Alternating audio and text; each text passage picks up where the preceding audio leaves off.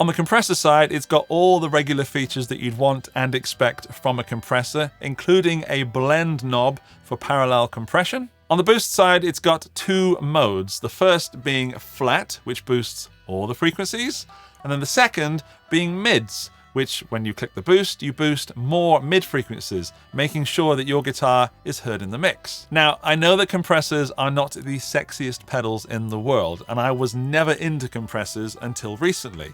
And believe me, when you play with one, you'll wonder where it is when you have it switched off. And this one does seem to do it all. Cory Wong is a massive name in funk and clean guitar and compression, and if he says it's the ultimate compressor, I'd be a silly person to want to argue with him. That being said, I haven't tried it, so I do need to try it before I pass judgment. But again, Cory Wong, right? The final thing to say on this pedal is that it's not cheap, but it is Cory Wong and it is Wampler, and it does seem to do it all. Up-to-date pricing in the video description. Number 2, almost at the top of my most exciting gear of the week, is the Squier Sonic series. Squier have stopped making their Bullet series and have replaced it with this, the Squier Sonic series. There are 2 Mustangs, 4 Strats, 2 basses, and a humbucker-equipped Esquire. Now, I have a couple of Bullet Squiers, namely the Bullet Mustang, and that was the guitar that launched this channel to the next level. I still have it, and I still play it today. It's still a fantastic guitar. That being said, even though this new Sonic series is very similar to the Bullet series, they've kind of updated the looks, and we've got some new colors, such as Torino Red, California Blue, and Flash Pink. Mwah! The guitars are coming in at around $200, which is a bit more pricey than the Bullet series, and the basses are coming in at around $210. Again, down there for up-to-date pricing. Now, I'm kind of split down the middle on my decision here because on the one hand, we've got new shapes, new colors, new specs, and they look great. On the other hand, what Squier have really done is updated the Bullet series, given it a new name, and raised the prices. But don't let that put you off. I think the 130 euros that I paid for my Bullet Mustang was a great investment, and at 200 euros-ish, I possibly would have still gone for it. Yeah. It's hard to pick a favorite, actually, but I think that the Blink-182 fan in me loves the Squier Sonic Strat with the hardtail humbucker at the bridge in Flash Pink. Ooh. The Squier Bullets that I've had have always needed at least a setup out of the box and definitely new strings. I hope the Squier Sonic series does a little bit more than the Bullet series ever did. Now, I will get my hands on one of these at some point to do a full review because I am concerned with the quality control, but if it's up to scratch, then those colors, shapes, and specs should be appealing to new potential guitar players. And any guitar that encourages someone to play guitar and continue playing guitar is a good guitar in my books.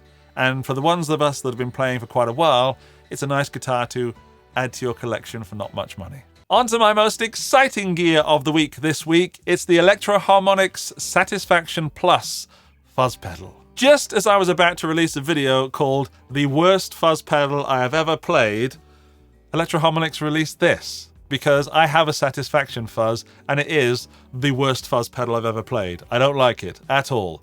But the Satisfaction Plus adds the mods that other people have done to something you can buy out of the box. The Satisfaction is just a one-trick pony that does that 60s fuzzy tone that normally I would like, but there's something about the Satisfaction that leaves me dissatisfied.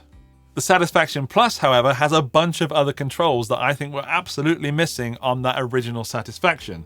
Instead of just volume and attack, it's also got a bias control, a tone control, and a fat norm switch to fatten up a much needed EQ. Again, I'll be getting one of these in for full review at some point, and I can't wait because I watched the Electro-Harmonix video, and in that video, he goes from Keith Richards' Satisfaction 60s fuzz all the way through to Sun Model T doomy goodness. Electro-Harmonix release an absolute bunch of pedals every year, and it's good to see something that isn't just another muff variant, although I do quite like those as well.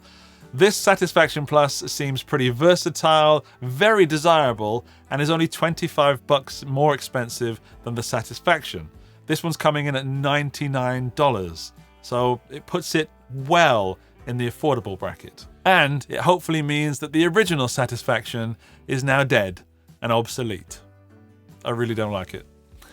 That's it, but I did promise you at the beginning of the video to talk about something we spoke about last week, and that is the Rev D25 combo amp.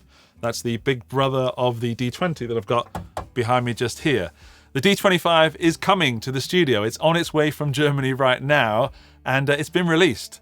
Unfortunately, it's priced at $1,899, but about 2,200 euros, which is a hard price to swallow. But I'll get the amp in for review and we'll talk about it in that video, and maybe it warrants that rather high price. There are relevant links to all the gear mentioned in the video description. A big thank you to Pedaltrain for making this video possible and for keeping your wonderful precious pedals organized. I want to know what you think of this week's gear releases. Is it better than last week? Worse than last week? Is there something that stuck out that you need to have? Let me know down there in the comments section. Also, subscribe and hit the bell so you don't miss out on any of my future gear shows. See you in the next one.